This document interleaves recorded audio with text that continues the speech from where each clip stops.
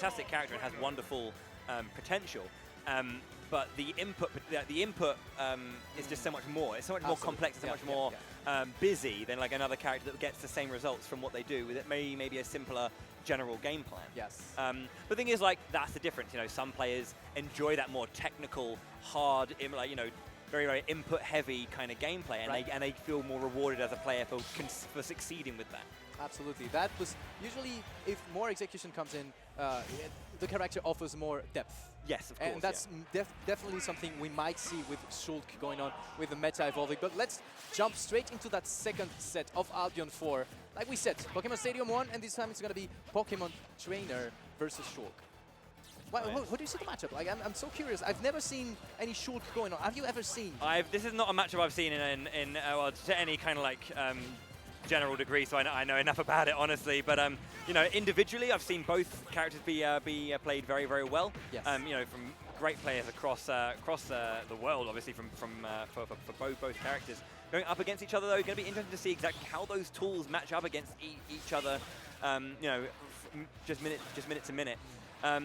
It seems like PandaKing sticking to the Squirtle for a fairly long time here. Most people normally around that kind of 50-60 range starts moving over to the Ivysaur, as we're seeing here. Exactly. Yeah. Just because this is more the kind of like the neutral strong game that allows you to kind of push towards that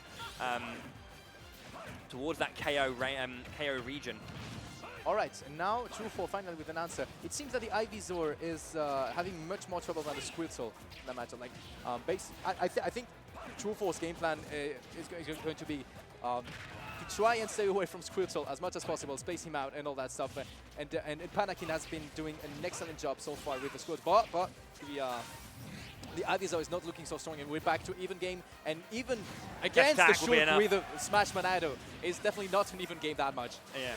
So yeah, I mean, he just saw that the spot dodge came out, immediately turned around his dash, gets that dash attack out, and takes that first stock coming out there indeed. Dash attack killing Charizard. It's just showing the power of the Monado. Yeah, the Smash Monado. Excellent character. And that's going to be a buster, obviously. You might actually take some more damage, but when you are 100, it doesn't matter that much. You just want to, you know, push your advantage. And this is exactly what he's doing. Nice side B, like Blacklash, connecting on the Charizard. And he's fishing for the 14 so much right now. Yeah, and Tru4 doing an excellent job dodging them as well. Just trying to mix his opponent up, not telling him too much about his positioning on stage. Yeah, and I'm liking exactly how he's using, Monado's speed. He's using it, obviously, against Squirtle, obviously, just to keep the pace the same, but then he's using it to outrank Charizard. So, you know, it has its usages in every single part of this matchup for him. Yeah. And... Ooh. Yeah. Ooh, that's going to be that's going to be difficult. Yeah, that's going to be death. Easy punish, yeah. Monado Smash coming in strong once more, killing Charizard at 80% at the edge. Fortunately for PandaKing, this was not a good recovery, and it's going to be punished very hard. Tru4 now sitting with a 2-stock lead, and actually another Buster online. It's going to be a very, very hard game to come back from for PandaKing. But I mean, I don't like him staying an Ivysaur. This is the only character that really didn't do much on the whole set so far. Wow, getting out deep. Nice. Another 3-stock coming out here. Jesus Christ. Yeah, that Ivysaur is absolutely getting wrecked by Tru4 at the moment. You cannot recover. You cannot really... He has so much trouble actually finding an opening in neutral as well. Yeah, I think if I was PandaKing, I would just look at what's working or not. Like, maybe he's comfortable as Ivysaur. I would just go Squirtle for the whole way until he gets enough percent to actually get a kill with a Charizard. Right? Yeah, it's weird because like, if you kind of look at how it was working out, I mean, he was getting some things in. He was obviously getting the basic combo stuff that Squirtle does, but I don't feel he was like essentially really kind of stopping Tru4 from doing anything. Yeah. Because when Tru4 all he has to do is throw out the speed Monado are. M's are getting me today, by the way. My stutter is bad for M's today, which is annoying because I'm doing a Shulk commentary, so I have to say Monado. Getting the Monado speed, he's just basically doing it to kind of like play this even game of like in and out with Squirtle. So it's like, he can maybe get percentage up on the lower area using the combo game, but what has he got after like 60 or 70%?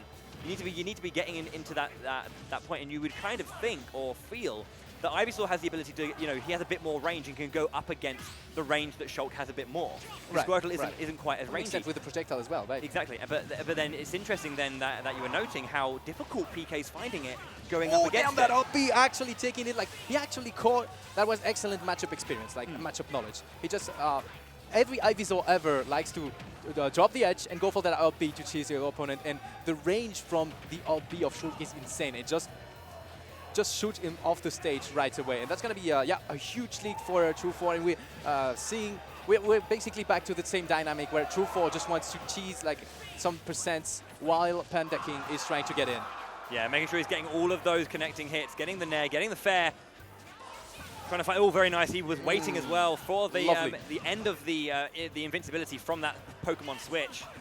Okay, I like this from PandaKing, finally waiting a bit before getting back on stage. But, oh yeah, no tech. That's going to be the first stock for PandaKing. Kind of back into the game if he can actually get some percent going on with Squirtle. I was expecting...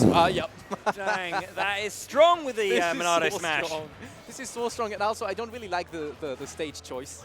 Since you know, Shulk is going to have such an easy time if he can kill you off the sides. And well, you know about the blast zones, the side blast zone being so close to the stage. Maybe he should have went for something with a lower ceiling so that he could cheese some stuff with Ivysaur. Yeah. I do not see it going for in Pokemon Serena's way. It's got a long way to go, specifically because you can just see how much Tru4 is doing and how much work he's putting in, and just how much the neutral is generally being won out by Tru4 in almost every scenario right now. Absolutely. Buster's out just to get that little bit of percentage up, just to make sure he's up to the 79, 99, and then obviously whenever he's ready, Monado Smash is coming out. It'll be, doesn't need it, doesn't need it, run off down air, that'll be enough. Tru4, 2-0. Damn, I wasn't expecting that one. Nobody was, and PandaKing definitely wasn't. Oh, great stuff by Tru4, great showing. Just showing excellent mastery of his character and great matchup knowledge.